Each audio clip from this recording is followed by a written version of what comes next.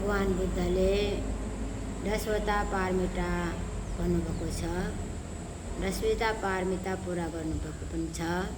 और के पारमिता भन्दाखेरि दान, शील, निष्कामी, प्रज्ञा, वीर्य, शान्ति, सत्य, अधिष्ठान, मैत्री र उपेक्षा। यो 10वटा यी पारमिताहरू पनि पारमिता, उपपारमिता, परमठ पारमिता अनुसार वर्गीकरण गरेमा 30वटा है 30वटा हुन जान्छ। गुण धर्म पालन गर्ने क्रममा आफ्नो श्री सम्पत्ति त्याग गर्नेलाई पारमिता, आफ्नो शरीरको अङ्ग प्रत्यङ्ग समेत त्याग गर्नेलाई उपपारमिता र आफ्नो जीवन नै उत्सर्ग गर्नेलाई परमठ पारमिता भनिन्छ। भने दान पारमिता भनेको के त भन्दाखेरि दान पारमिता भनेको के हो भनेपछि यहाँ दान पारमिता पहिलो पारमिता हो। 10वटामा पहिलो पारमिता हो है। अनि दान भन्नाले श्रद्धायुक्त चित्तले केही चिज दिनु हो। कुनै वस्तु दिने कार्यले प्रत्यक्ष रूपमा अरूलाई मद्दत हुन्छ भन्ने दिने व्यक्तिको मनमा त्याग चेतना अभिवृद्धि हुने र लोभ चित्त मठ र भएर जान्छ। कुनै वस्तुसित तासिएर म मेरो भन्ने भावनाको कारणले मानिसमा जुन मानसिक अशान्ति उत्पन्न हुने हो, त्यस्ता भावनालाई हटाएर विषय वस्तुबाट उत्पन्न हुने तृष्णाबाट मुक्ति पाउनु यसको मूल उद्देश्य हो। कुनै चिज वस्तुको आसक्तिले जीवनमा धेरै दुःख ल्याउँछ है। प्राप्त नहुन्जेलसम्म प्राप्त गर्नको लागि सङ्घर्ष गर्नुपर्ने हुन्छ। प्राप्त भइसकेपछि त्यसको संरक्षणमा चिन्तित हुनुपर्ने हुन्छ। त्यो चिज हराउँदा अरूले हरण गर्दा नासिएर जाँदा मन विक्षिप्त भएर सुख शान्ति खलबल्लिन्छ। त्यसकारण कुनै वस्तु वा चिजहरू प्राप्त हुनु सुख भए तापनि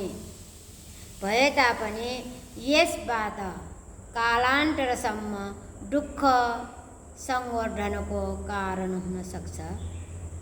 त्यसैले त्यस्ता चिजहरूप्रति त्याग भावना राखेर अनासक्त भई शान्तिपूर्वक बाँच्नका लागि दानको अभ्यास आवश्यक छ है। दानको अभ्यास आवश्यक छ। सामान्यतः 3 प्रकारको दान हुन्छ। आमिष दान है। आमिष दान मात्र भनेर आमिष दान भनेको छ। धर्म दान छ, अभय दान छ।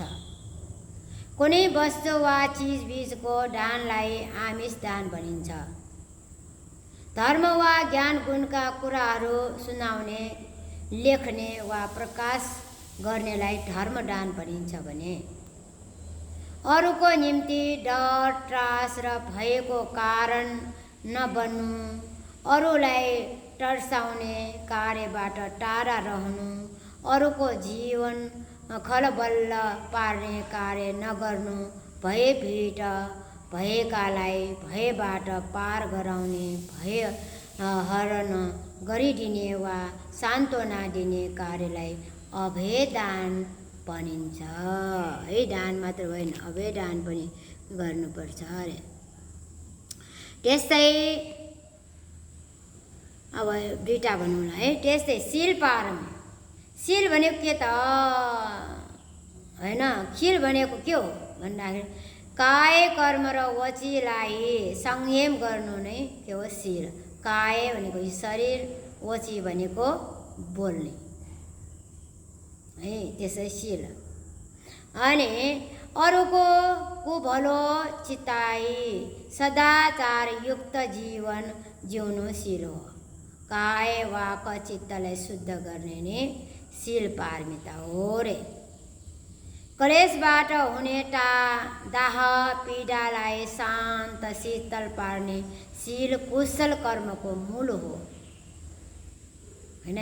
के रे क्लेशबाट हुने दाह पीडालाई शान्त शीतल पार्ने शील कुशल धर्मको मूल हो।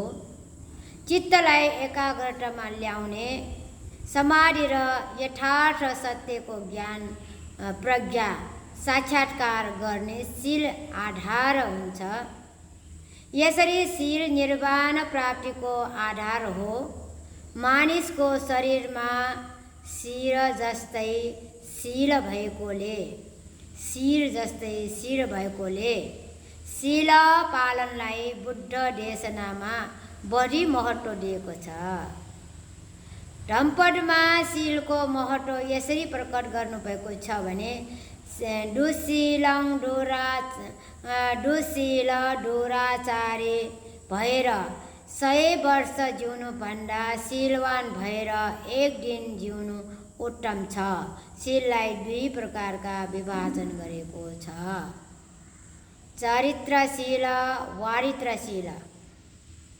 चारित्रशील राम्रो कुराको अभ्यास गर्ने, पालन गर्नुपर्ने नियमहरू, राम्रो सङ्गत गर्ने, प्रशंसा पूजा गर्ने इत्यादिलाई चारित्रशील भनिन्छ। कर्तव्य पालन जसले आफ्नो तथा अरूको भलो हुन्छ त्यस्ता कार्यलाई चारित्रशील भनिन्छ।